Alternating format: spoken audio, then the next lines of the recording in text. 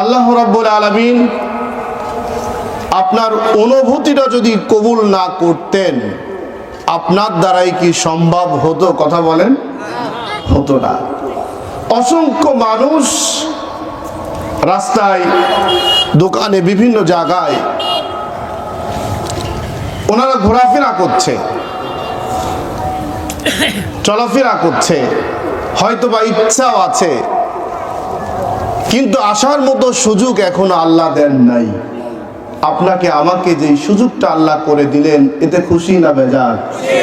খুশির ঠেলায়, খুশি অবস্থায় আল্লাহ শুকরিয়া আদায় করছি, সকলে বলছি আলহামদুলিল্লাহ। লক্ষ কোটি দুরুদ ও সালাম বর্ষিত হোক বিশ্ব মানবতার মুক্তির দিশারি, দো জাহানের বাদশাহ, আমার আপনার হৃদয়ের স্পন্দন, গোটা পৃথিবীর শ্রেষ্ঠ মহান নেতা, মহান, আমাদের অনেকেই মহান মহান করতে করতে এমন পর্যায়ে নিয়ে আসছি, আমার নবীর কথা মনেই নাই অনেকে, ঠিক না বলেন? গোটা বিশ্বের সকল নবী কুরের সেরা মানুষ, আমার আপনার শ্রেষ্ঠ নবী জনাবে মুহাম্মদুর রাসূলুল্লাহ সাল্লাল্লাহু আলাইহি সাল্লামের প্রতি প্রিয় মুসলিম মিল্লাত, আমি আপনাদের নিয়ে অল্প সময় যদি কিছু কথা বলি, যারা আসবে আলহামদুলিল্লাহ, আর যারা আসবে না সেটাও আলহামদুলিল্লাহ, ঠিক না বলে?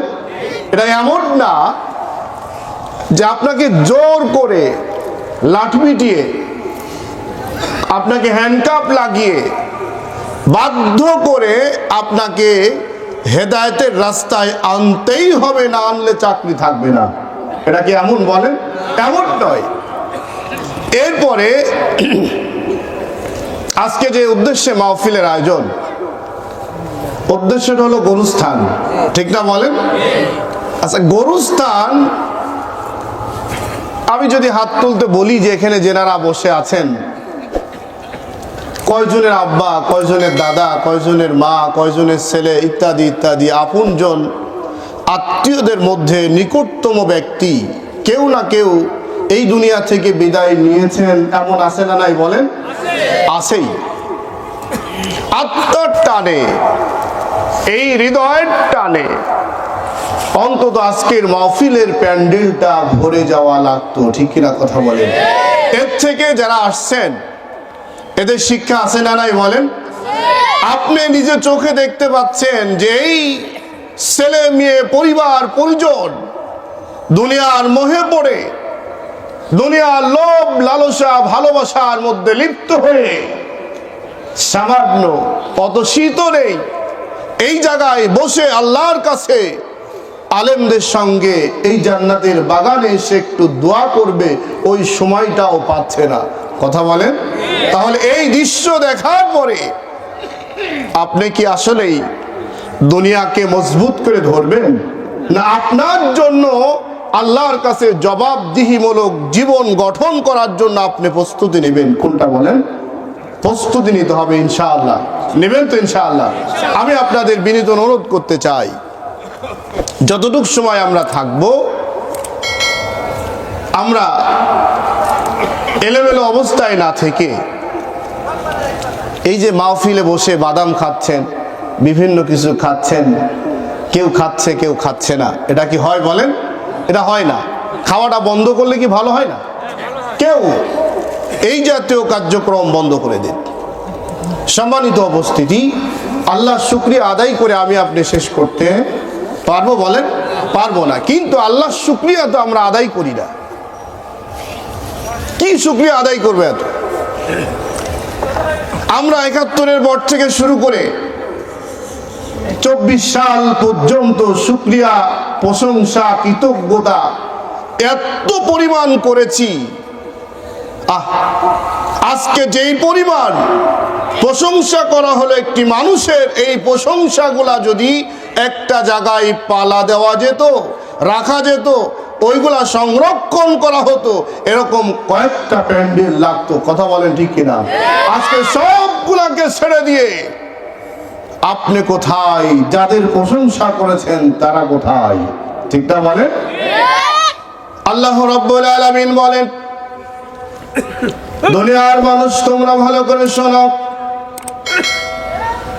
আমি আল্লাহ রাব্বুল আলামিন তোমার পায়ের তালু থেকে মাথার চুল পর্যন্ত যতগুলা নিয়ামত আমি দান করেছি, প্রত্যেকটা নিয়ামত যদি গবেষণা করো, সমালোচনা করো, চিন্তা করো, একটা একটা করে যদি তুমি মার্কেট যাচাই পর্যন্ত করো, তাহলে দেখবা একটা নিয়ামত আমি আল্লাহ তোমাকে অনার্থক দিই নাই।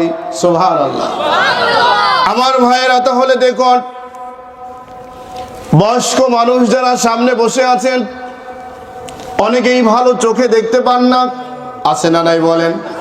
ওই মানুষটার যদি জিজ্ঞাসা করেন, চাচা গো, ও দাদা, আপনার যে চোখ দুইটা নাই, এমন অবস্থায় এই পৃথিবীটা আপনার কাছে এখন কেমন মনে হয়?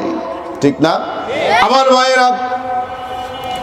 ওই মানুষটা যখন যৌবন ছিল, যৌবনকালে তখন বুঝতে পারে নাই, চিনতে পারে নাই। এখন যৌবন চলে যাচ্ছে, যৌবন ধরে রাখার জন্য এত চেষ্টা করেছে, পরিশ্রম করেছে, কোন ক্রমেই যৌবন ধরে রাখতে পারছে না। যেমনটি মনে করুন, আপনি যদি একটা খাল থেকে, পুকুর থেকে, নদী থেকে বা কোনো পাত্র থেকে যদি মজবুত ভাবে এক চুল পানি উঠান হাতের মুঠার মধ্যে, এক চুল তো বলেন নাকি, এই অবস্থায় যদি পানি তোলেন, মজবুত করে যদি আটকে ধরে রাখতে চান, বলেন দেখি পানিটা সকালে যদি তোলেন কত সময় থাকবে? কথা বলেন। সামান্য সময়ের মধ্যে আপনার এই হাত দুইটা আপনার জন্য এই পানি ভর্তি করে যখন তুললেন, তোলার পরে আপনার হাতের আঙ্গুলের ফাঁক দিয়ে সমস্ত পানিগুলা খেয়ানত করে চলে গেল, এক ফুট পানি থাকলো না। কথা বলেন ঠিক কিনা? এমন অবস্থায় আপনার যৌবন কোন দিক দিয়ে চলে যায়, যৌবন শেষ হয়ে যায়। যত মজবুত করে আপনি ধরে রাখতে চান না কেন, আল্লাহর রীতিনীতি অনুযায়ী, আল্লাহর বিধান অনুযায়ী আপনি কিয়ামত হওয়া যেমন সত্য, মৃত্যু যেমন সত্য, তেমনটি হলো আপনার যৌবনটা ধরে রাখতে পারবেন না, এই কথাটাও তেমন সত্য কিনা আমার ভাইয়েরা? যৌবন শেষ হয়ে যাচ্ছে, এখন মাজা সোজা হয় না। অনেকে চেয়ারের মধ্যে বসে আছেন, এই বার্ধক্য অবস্থা আসার আগে আপনি যৌবন কাল যখন ছিল, চেয়ারের দরকার হতো না, কি বলেন?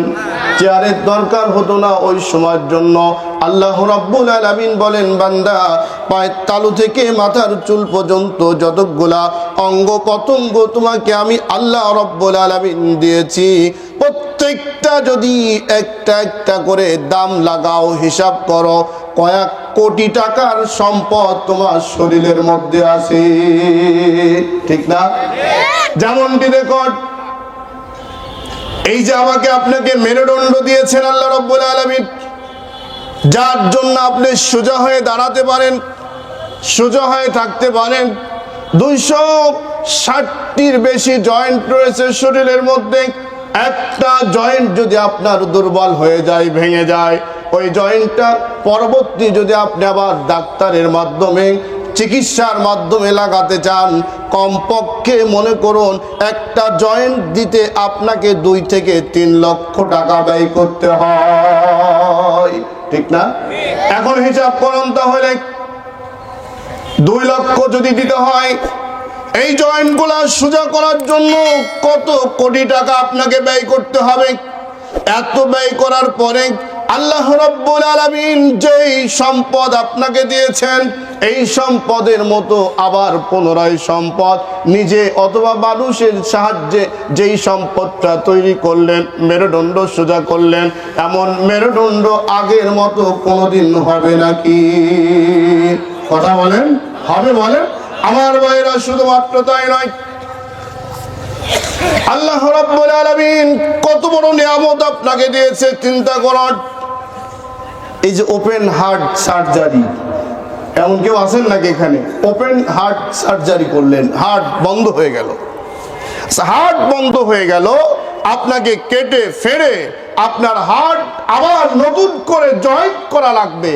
আচ্ছা, ভিতরটায় আপনার কোনো নেতা কি ওখানে এই রগগুলো আবার ঢুকিয়ে দিয়েছে? বলেন, দিয়েছে? বলেন, ডাক্তার কি দিয়েছে?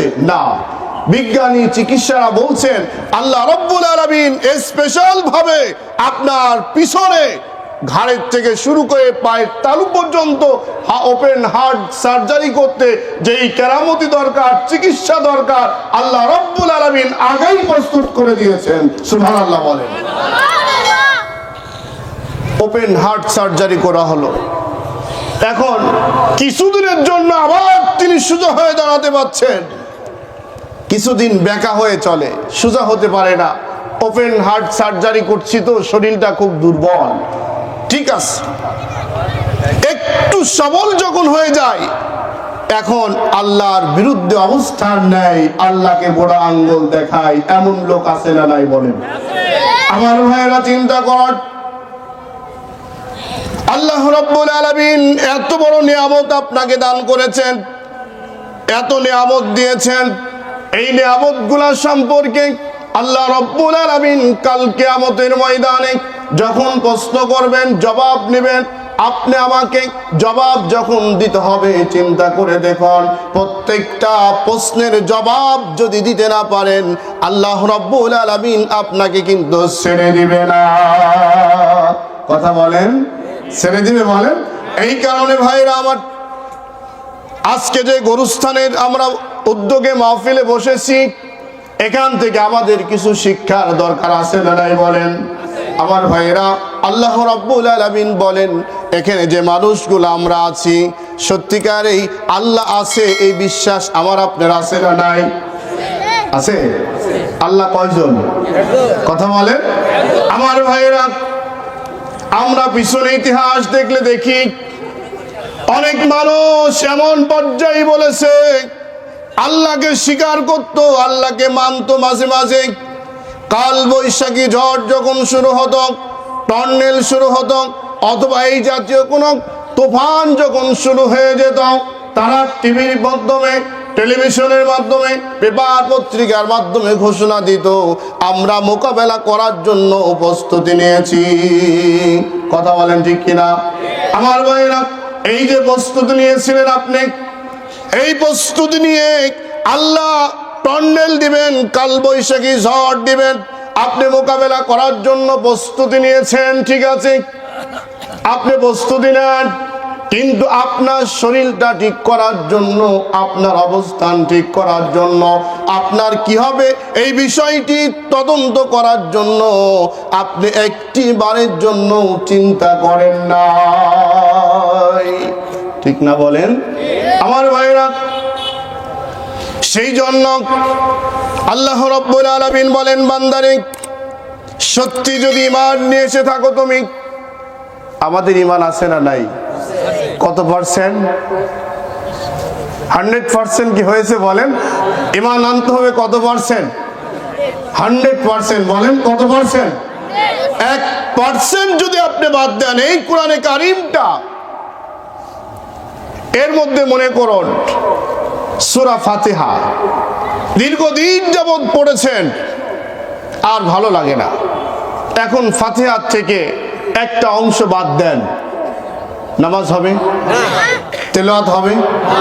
বাদ দেওয়া যাবে? মনে করুন ইমাম সাহেব নামাজে দাঁড়ালেন, নামাজের মধ্যে গিয়ে হঠাৎ করে গয়রিল মাগদুবি আলাইহিম এটা মনে নাই, এমন হয়তো নাকি? হয় না? বলে মনে নাই। পিছনে যত মুক্তাদি মুসল্লি, মুসল্লিদের কাজ কি? কথা কন নাকি? কন। লুকমা দেয়া। লুকমা মানে আওয়াজ করা, সতর্ক করা। কি বলেন? আল্লাহু আকবার। কি বলেন? কি বলে লুকমা দেন? বলেন।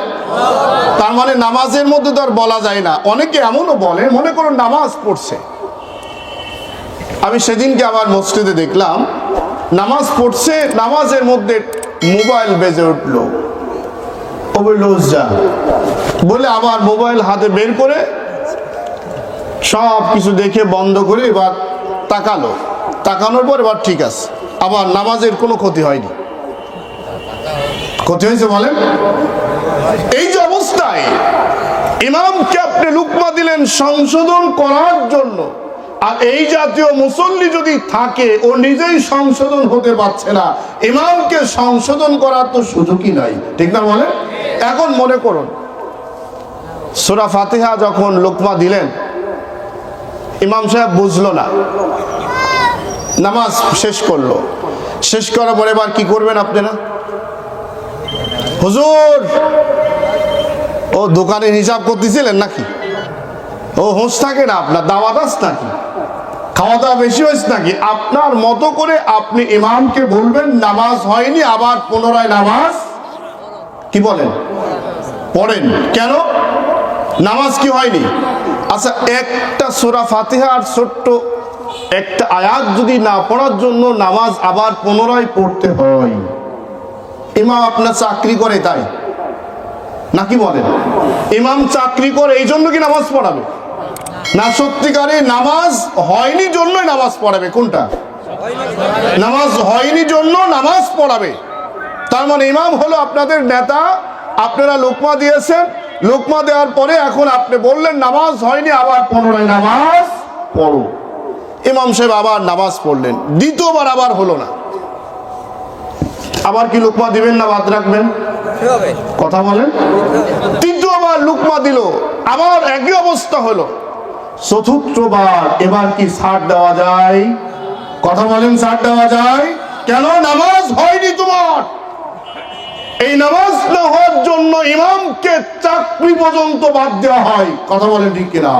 যদি ছোট্ট একটি আয়াত বাদ দেওয়ার জন্য, ছোট্ট একটি অক্ষর শব্দ বাদ দেওয়ার জন্য ইমামকে যদি আপনি লুকমা দিয়ে সংশোধন করতে যান, প্রথমবার, দ্বিতীয়বার, তৃতীয়বার, চতুর্থবার, পঞ্চমবার সুযোগ দেওয়ার পরে ইমাম যদি শুধরে না যায়, ওই ইমামকে যদি চাকরি থেকে বাদ দিয়ে নতুন ইমাম নিয়োগ দিতে পারেন, রাষ্ট্রীয় পর্যায়ে গিয়ে এই কোরআনে কারিমের মধ্যে কি শুধু নামাজের কথা? কথা বলেন না কেন? নামাজের কথা, রোজার কথা, এই কোরআনে কারিমের মধ্যে যত আল্লাহর বিধান রয়েছে, পার্লামেন্টে দাঁড়িয়ে যখন বিসমিল্লাহ মুছে দেয়, আল্লাহর কোরআনের আইনকে মুছে দেয়, আলেমদের বিরুদ্ধে কথা বলে, ইসলামকে বন্ধ করে দিতে চায়, ইসলামের উপরে আঙ্গুল উঁচু করে কথা বলে, তখন রাষ্ট্রের মুসল্লি হিসাবে কোন দায়িত্ব পালন করেছিলেন? কথা বলেন। দায়িত্ব আছে না নাই? কথা বলেন। পালন করেছেন?